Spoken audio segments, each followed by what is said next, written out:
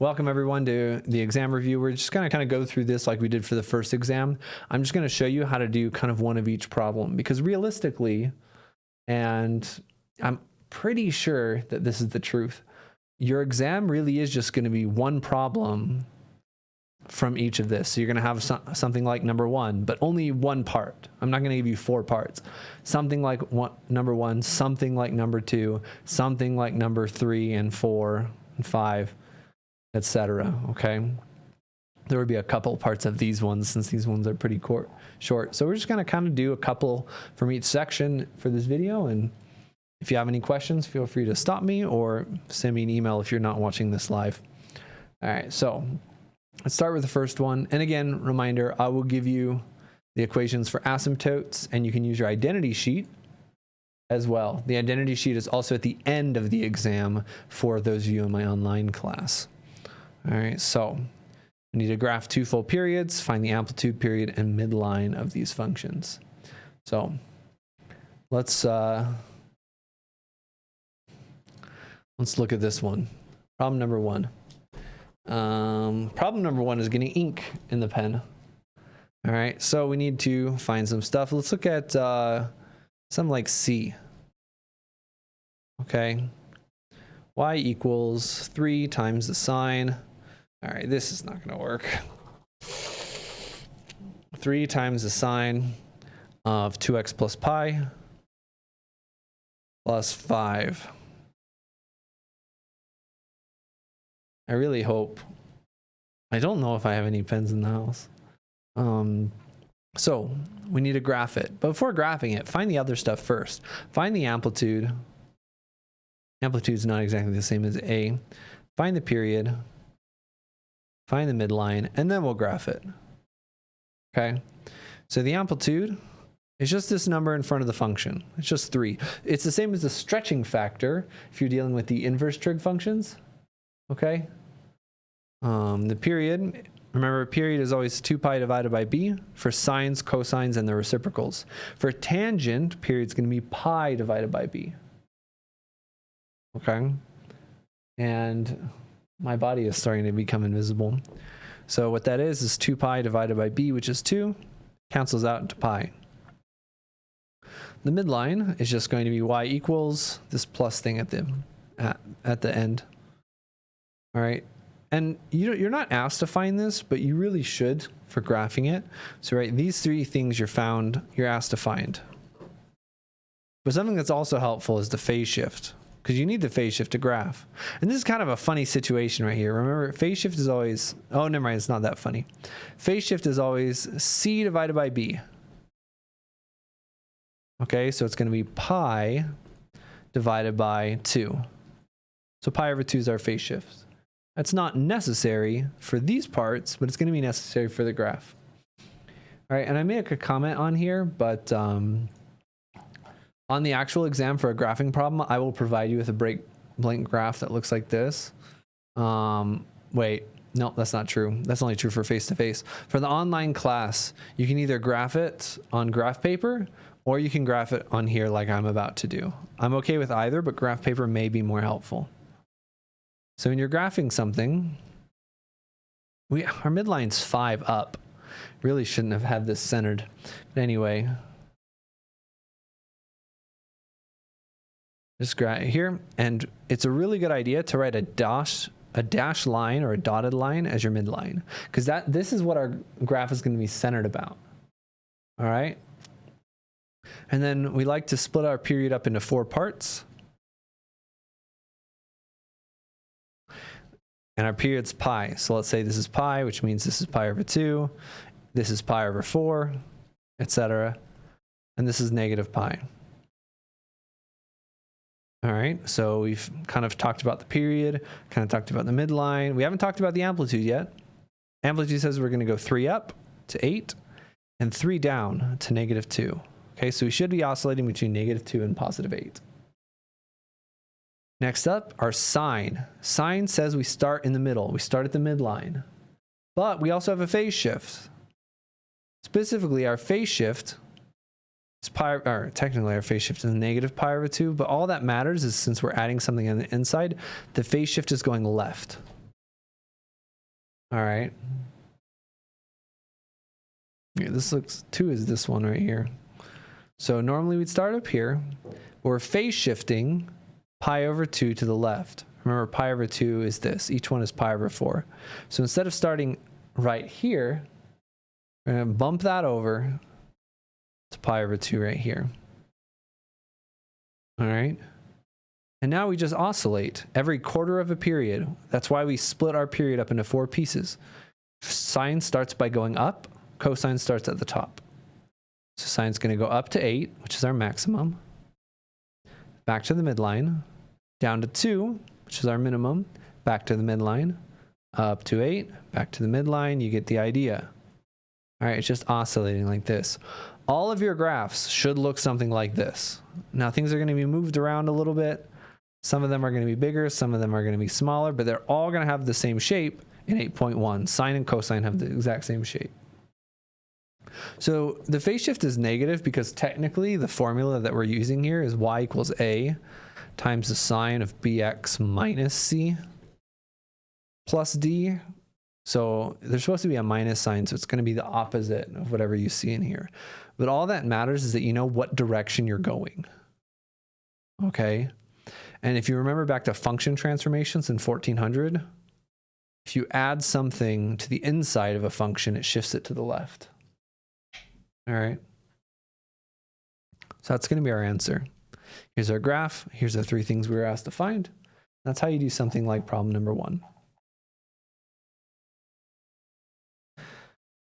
So next up, let's look at problem number 2.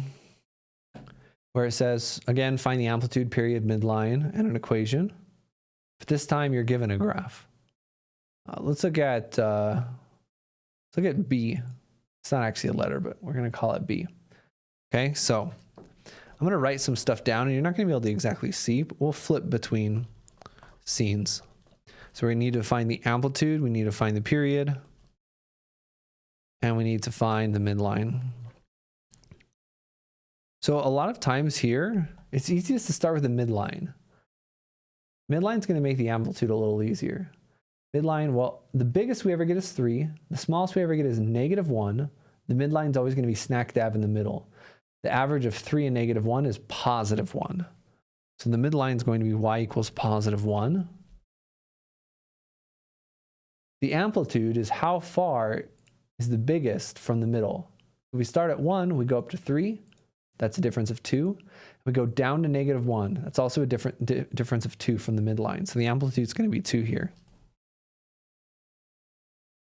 And the period is just the distance until it repeats. So we have a very clear point right here at x equals -1. And we grow, and we're back when x is +1. So again, we need to find the distance between +1 and -1, which is 2. All right, and then we get to choose, are we going to use sine or cosine? We could use either. Sine's going to be a bit tricky here. You'd have to use a phase shift, but if we use cosine, that's great because we start at the top. So cosine's great here because we start at the top. Negative cosine's great here because we start at the bottom. Sine's great here, we start at the midline. And this one, I'd probably use negative cosine and then have a phase shift. All right, this one's kind of tricky, this last one. So we said we're using cosine. So we have to essentially utilize all this stuff together to get the graph. But remember that period is 2 pi divided by b. We found the period, but we didn't find our b value. Okay, so period is 2 pi divided by b. Wait, amplitude is 2. I wrote amplitude is a. All right, so again, this right here, that's our answer to the first part. But we need to find the equation. So period is 2 pi over b. We said the period's 2, so 2 equals 2 pi over b, and we have to solve. Multiply both sides by b, you're going to get 2b equals 2 pi. Divide both sides by 2, you're going to get b is pi. Okay, and there's no phase shift that we need here, so we're just going to be y equals a, which is 2, times cosine of b, which we said was pi x, minus c, there's no phase shift here, plus d, going to be that +1. So that's an equation. There are infinitely many answers. This is probably the easiest one.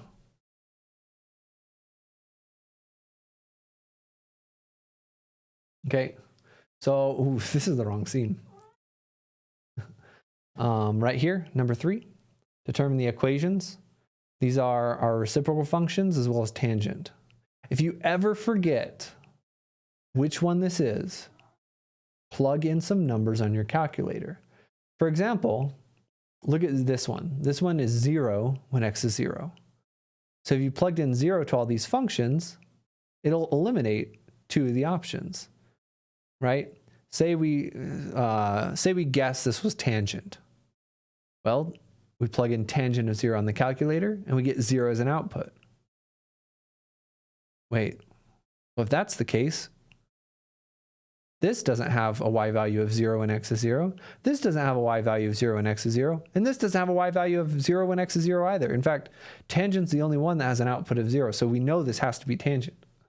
And as soon as we know this one's tangent, we know this one has to be cotangent, because the reciprocal functions look very similar to each other. And then again, we can just guess which one is cosecant. Maybe it's this one, maybe it's this one. Cosecant's 1 divided by sine. So we plug in 1 divided by the sine of 0 on our calculator. Let me write that down. Right? Cosecant of 0, oops, equals 1 divided by the sine of 0. If you plug that in on your calculator, you're going to get that it's undefined. So when x is 0, y is undefined. So again, you just go back here. When x is 0, y is 1 here. So it can't be this graph. X is 0, y is undefined. It has to be this one is cosecant. Which, again, by process of elimination, means this one's secant. So if you forget, just plug in some numbers on your calculator. You'll get a lot more comfortable with that. All right, these ones you don't have to graph. Something like number 4. Just find the stretching factor, period, and asymptotes. So what I would recommend, and this is a very maybe a good thing to do, is I give you the equations of the asymptotes, but they don't include phase shift. If at the very start of your exam, you just want to add a phase shift to all these formulas, go for it. The reason I don't add the phase shift is just because these are the formulas that are in the book. So I'm trying to be consistent with the book. So let's look at this first, let's look at one of these ones. Actually, the first one's pretty good here. 4a. F of x equals 2 tangent of 4x minus 32. Okay, so again, the stretching factor is just, it's essentially amplitude. It's that 2. Okay, the period. Remember, tangent and cotangent are different for period. For sine, cosine, and their reciprocal functions is 2 pi divided by b. But for tangent, it's just pi divided by b. Okay, and b is 4. So the period's pi over 4 here. All right, and again, you're not asked to find the phase shift, but it makes things a lot easier if you do. It's going to be c divided by b, which is positive 32 divided by 4, which is again 8. And a question, is it 8 to the left or 8 to the right? It's a minus sign, so it should be 8 to the right, which means we're going to be adding 8 to the equation of our asymptotes. All right, so the asymptotes, we again scroll back to our formula. For tangent, the asymptotes are going to be pi over 2b plus pi over bk plus the phase shift. That's not how you write an S, that's a delta. But use your imagination. Okay, so b we said was 4. So it's going to be pi divided by 2 times 4 is 8, plus pi over 4k, plus the phase shift, which is 8. That's the equation of our asymptote. We got stretching factor, period, and phase shift. Oh, we didn't need a box of phase shift, but I did. All right, and that's our answers for something like 4.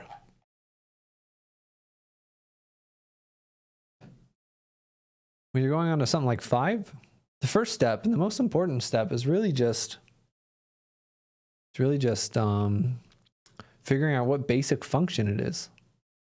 All right. So all of these are actually cosecants, the first 3. Then this one over here is going to be a tangent. We already talked about how you can figure that out. Let's look at this tangent one, something like 5D. All right, we need to find the stretching factor. That's kind of tough. Let's skip the stretching factor for now. We need to find the period. And what else were we asked? Oh, and we need the equation. Okay, and we said it's going to be tangent. All right, so for the stretching factor, tangent, the stretching factor is the hardest. For these ones, though, it just looks at what are the local maxes and mins. So this stretching factor is 2 because the y value is 2 here and negative 2 here. This has a stretching factor of 1 because the y value is positive 1 and negative 1. Stretching factor of 1 because this minimum is at positive 1, this maximum is at negative 1. Okay, for tangent and cotangent, it's a little trickier though. And the idea is that you always look at the point directly between the middle of the graph and an asymptote. So directly between the middle of the graph and the asymptote is right here, 0.0025, I guess. What is the y value here? The y value is 1/2. That tells you the stretching factor. Similarly, you could look at the midpoint between the center and this asymptote. You get this x-coordinate, and the y value here is negative 1/2.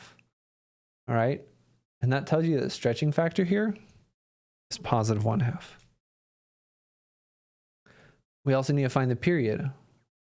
So that's how long does it take till it repeats. So we start down here, we go up, and then it repeats. So the distance is actually here between the asymptotes. For cosecant, the distance is not between the asymptotes, it's the distance between these two mirrored points. But for tangent, it actually is asymptotes. So we just find the difference, or the distance between this x-coordinate and that x-coordinate. All right, so the period is going to be 0.005, the right coordinate, minus the left coordinate, negative 0.005. Negatives are going to cancel, you're going to get 0.01. That's our period. All right, and again, the period is not so helpful because we need to find an equation. We really care about the b value. So the period is going to be pi divided by b for tangent functions. Multiply both sides by b. To solve for b, divide by 0.01 or multiply by 100. So b is 100 pi. Looks kind of weird. So then we get y equals the stretching factor, 1/2, times the function, which is tangent, times b, which is 100 pi, times x. There's no phase shift. There's no vertical shift. And that's our equation for the function. And that's half the exam. All right, now it's 8.3 and 9.1, which people have been doing pretty well on so far. So number 6 is just evaluating a bunch of stuff. We'll do a brief review. Something like a inverse sine of negative 1/2. You can use your calculator for this, and it'll give you an answer. Make sure you give an exact answer, though. So sometimes you're going to need it in degrees to get an exact answer from your calculator, but we'll also show it by hand. Because even though I'll give full credit for using your calculator here, some problems you can't use your calculator on. And if you do it wrong and you don't show any work, you don't get any partial credit. But if you do it by hand and show your work and get it wrong, you'll get some good partial credit. And you can do it by hand and use your calculator. I'm trying to give enough time on this exam that you shouldn't feel rushed. Okay, now whether I succeed in that, who knows? But that's my intent. So the idea is we need to use our special triangles and the unit circle depending on the problem. All right, so this is one special triangle. And again, like always, I will give you these special triangles. So we need an angle such that the sine of that angle is going to be negative 1/2. And there are infinitely many answers to this. But remember, that's where we started talking about the range. The range of sine of theta is negative pi over 2 to pi over 2, negative 90 degrees to positive 90 degrees. So what we look at here is what reference angle is going to give us 1/2. Well, sine of 30 degrees is 1/2. So the reference angle is going to be 30 degrees or pi over 6. And then what quadrant in the range is going to give it to us? It's going to be the fourth quadrant. So it's going to be negative 30 degrees is our answer. And remember that inverse sine and inverse tangent are odd functions. So since they're odd functions, that means a negative on the inside is the same as a negative on the outside. It's another way of knowing that if you have sine, or inverse tangent have a negative angle, or have a negative ratio, it'll have a negative angle as an answer. Cosine, though, is a little trickier. All right, and then make sure to include units, negative 30 degrees or negative pi over 6 radians. Let's look at something like D is good too. The inverse tangent of the sine of pi, you just start on your inside and you work your way out. All right, so start on the inside. What is the sine of pi? Triangle is not going to help you there, right? We need to use the unit circle here because pi is 180 degrees, which is this point right here. There's no triangle to draw here. But remember that on the unit circle, sine of an angle is the y-coordinate and cosine of the angle is the x-coordinate. So what's the x-coordinate here? This is the point -1, 0. The x-coordinate is -1. So we have the inverse tangent of -1. And again, if you really want to be fancy, inverse tangent's an odd function. So this is equal to negative inverse tangent of +1. If you really want to do some math tricks. Or you could also do it how we did before. And then what angle is going to give us a tangent of +1? It's going to be 45 degrees, opposite over adjacent. Oh, we are looking at the sine of pi. Good catch. Good catch.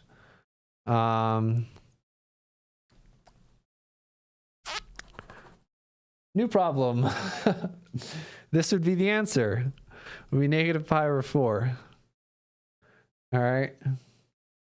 But yeah. Really what we have is the inverse tangent of 0.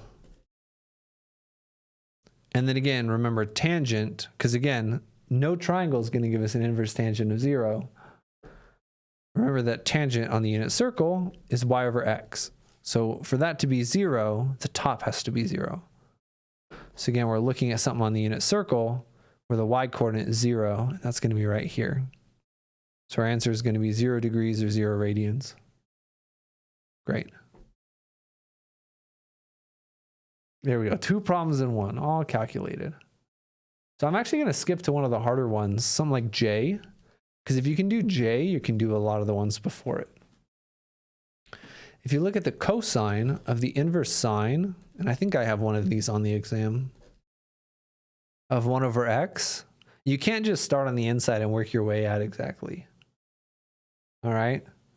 Because I don't know what the inverse sine of 1 over x is. Because I don't even know what x is, right?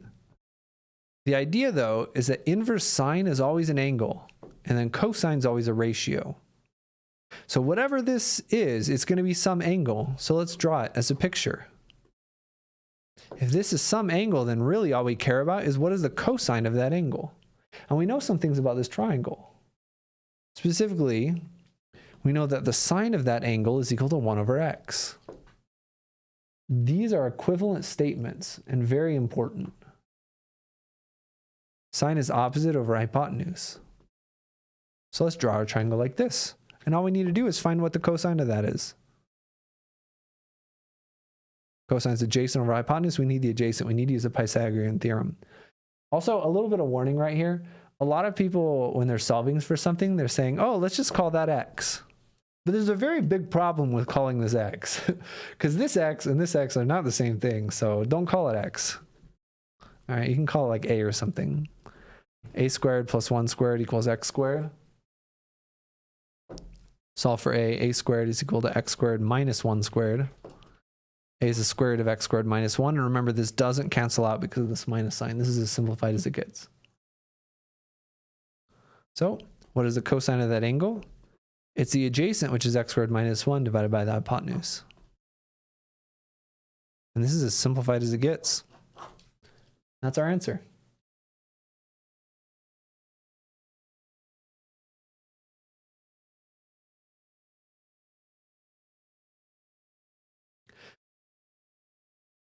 Let's finish up with 8.3.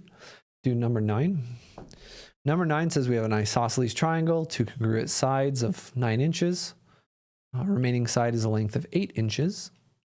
Find the angle that a side of 9 inches makes with the 8-inch side, and round to the nearest hundredth. So every application problem, the first step you're doing, oh, hold on.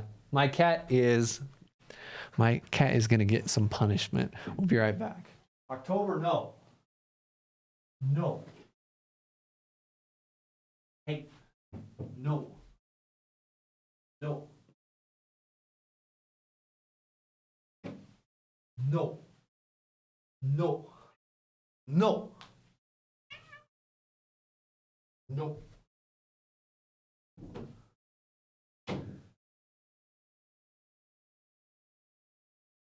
All right.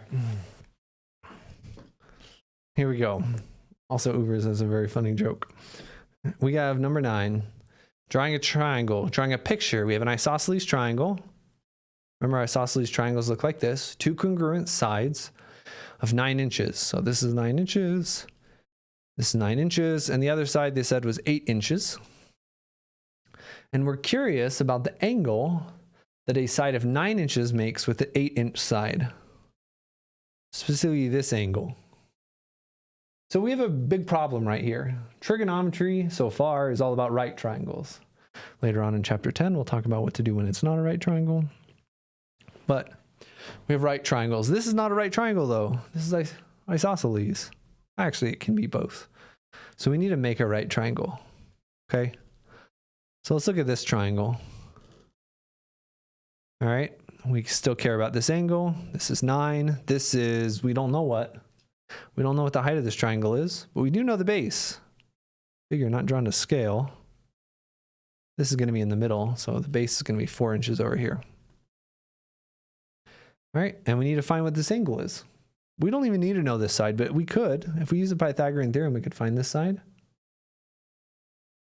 It's not really restricting the domain here, no. It's more just looking at a sub picture. So a lot of people get confused here. A lot of people know they need to use inverse cosine, but they might not all. So what I would recommend to start here is write a relationship between the angle and the sides. We have an adjacent side and a hypotenuse side. Let's use cosine. So cosine of the angle is 4/9, but we need to find out what the angle is. So we need to use inverse cosine. So theta is the inverse cosine of 4/9. You could take like the inverse cosine of both sides and they'll cancel out. So then just approximate that to the nearest hundredth. Type that into a calculator. You're going to get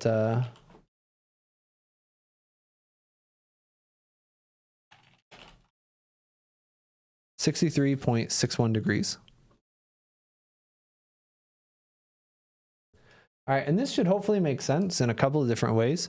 If you get a picture, it should be roughly drawn to scale. But here we made our own picture, so maybe not. All 3 of the sides are almost the same length, which means it's almost an equilateral triangle with 60 degrees. So the fact that this is close to 60 degrees should make sense as well. All right, and that's how you do all of these application problems.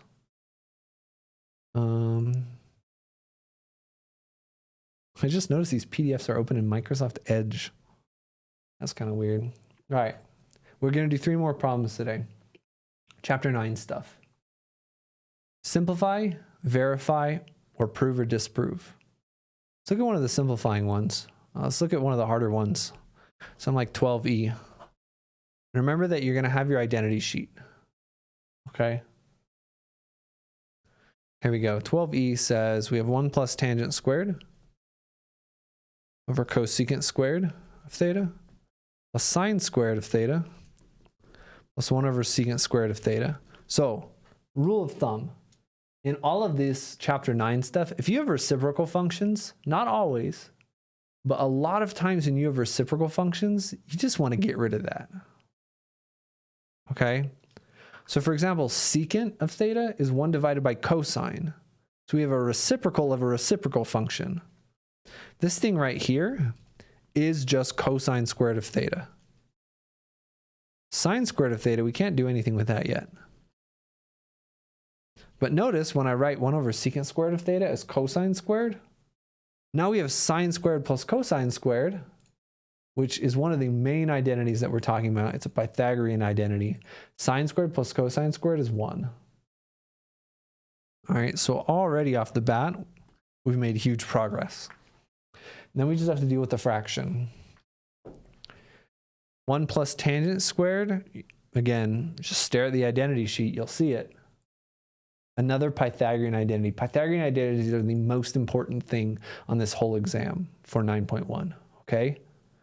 Should always be looking at these. And remember, you can rearrange them. So sine squared plus cosine squared equals 1, but you could also have subtracted sine squared from both sides to get cosine squared of an angle equals 1 minus sine squared. And that's useful as well. All right, so 1 plus tangent squared of theta is equal to secant squared of theta. And cosecant squared is still on the bottom. And again, we got reciprocals. So let's deal with these reciprocal functions. Secant squared is 1 over cosine. So it's like we have a cosine squared in the bottom. Secant squared on the top, cosine squared on the bottom. Cosecant is 1 over sine. So cosecant squared on the bottom is going to be a sine squared on the top. And again, we still have that plus 1 from the sine and cosine. And now we're really close. Because we already used an identity that we're going to use again. We already used that 1 plus tangent squared with secant squared. Well, notice that this is 1 plus tangent squared. Sine of an angle over cosine of the angle is tangent. And we have it squared. So our final answer really is just secant squared of theta. If you wanted to write this as 1 over cosine squared of theta, I would accept that as well. I think they're equally simple. This doesn't have a fraction, which is nice. But a lot of times the reciprocal functions are a little annoying to work with, so this is nice. They're both nice in their own ways. Okay. Let's prove one of the identities. Let's look at 13a. This one's kind of funny. Cosine of x minus cosine cubed of x equals cosine of x sine squared of x. You can start with either side. And I honestly don't know which side is easier. They have different methods. Whether you start with the left-hand side or the right-hand side, your thought process, your logic is going to be different. Let's start with the right. So the right-hand side, right, is cosine of x times sine squared of x. That's supposed to be an x. So there's a lot of tips I gave you to verify identities. But one of the biggest ones that I didn't make this a big point until it was too late is, where are you going? Always think, what do we want? We want this to equal this. So on the left-hand side, we have no sign. There are no signs anywhere on the left-hand side. Let's try to get rid of the sign if we can. And it's a sine squared. So essentially, we're going to use the Pythagorean identity. Sine squared of x plus cosine squared of x equals 1. And we want to replace sine squared. So if we solve for sine squared here, we subtract cosine squared from both sides. We get an alternate form of a Pythagorean identity. This is used extremely often. If you want to literally write this identity on your paper, your identity sheet, you can do that. Okay? So then cosine of x times sine squared, which we said was 1 minus cosine squared of x. And again, look where we're going. This is where we want. Well, if we just distribute this cosine of x, we're there, right? Cosine of x times 1 is just cosine of x. Minus cosine times cosine squared is cosine cubed. So that's the left-hand side, just like we wanted. We showed the right-hand side equals to the left-hand side. That's verification of identities.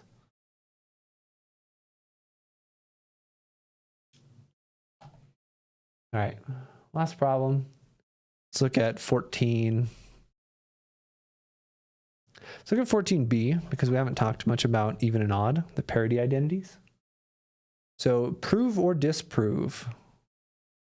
Is the tangent of x divided by the secant of x times the sine of negative x equal to the cosine squared of x? We're either trying to prove it or disprove it. So essentially we do this exactly the same way we did number 13. We start with the side. This time the left-hand side really is going to give us a lot more to work with than the right. And just see what happens. Okay? So remember, secant is a reciprocal of cosine. So a secant on the bottom is a cosine on the top. So we have cosine x times tangent of x divided by 1. We don't need to write that. Times the sine of negative x. Sine of negative x. How do we deal with negatives? Sine's an odd function. So sine of negative u equals negative sine of u. Remember, odd just means that the negative comes out in front. Even, like cosine, means the negative just goes away. So the negative is going to come out in front. So we get negative sine of x, and let's just put the negative out in the very, very front. And we want to show, is this equal to cosine squared or not? Well, we can do some simplification, right? Let's write it in order. Negative sine of x times cosine of x times tangent of x. And remember, tangent of x is sine of x over cosine of x. Now we're going to have some cancellation with the cosines. We're left with negative sine squared of x. So the question is this equal to our right-hand side? Is negative sine squared of x equal to cosine squared of x? And you might know the answer, and if so, you could stop here. But if you didn't, let's use this identity again. Sine squared is 1 minus cosine squared. So we have negative 1 minus cosine squared of x. Distribute that negative. You're going to have negative 1 plus cosine squared of x. Okay, now we're feeling pretty confident. Cosine squared of x is definitely not itself minus 1. Right? So that is not equal to cosine squared of x. All right, so we just disproved this identity. We said that the left-hand side is not equal to the right-hand side. All right, and if you want, you can include a statement here. Identity is false or something like that. You don't have to, though. And that's essentially your whole exam. I just did your exam. Well, different problems. It would be pretty funny if the entire review video was the exam, though. Let's see who watched it. But that's it. So your exam, again, I can't stress this enough. I give you a week for all of your quizzes and exams for 1405, the online section. That doesn't mean you have to wait a week to do it. I'd highly recommend you work on this exam this week, because then when spring break comes next week, you don't have to worry about trigonometry. Okay? So I'd try to finish this up by the end of the week. Your exam will be posted probably sometime tomorrow. No, your exam already is posted for the online course. Yeah, and it doesn't include 9.2, so you really can get started as soon as possible. My teeth are going invisible. Need to go to a dentist. Anyway, if you have any questions, feel free to send me an email. Good luck. Good luck. This will be a tricky exam. But I try not to make it too hard, but the material itself is hard. All right. Bye.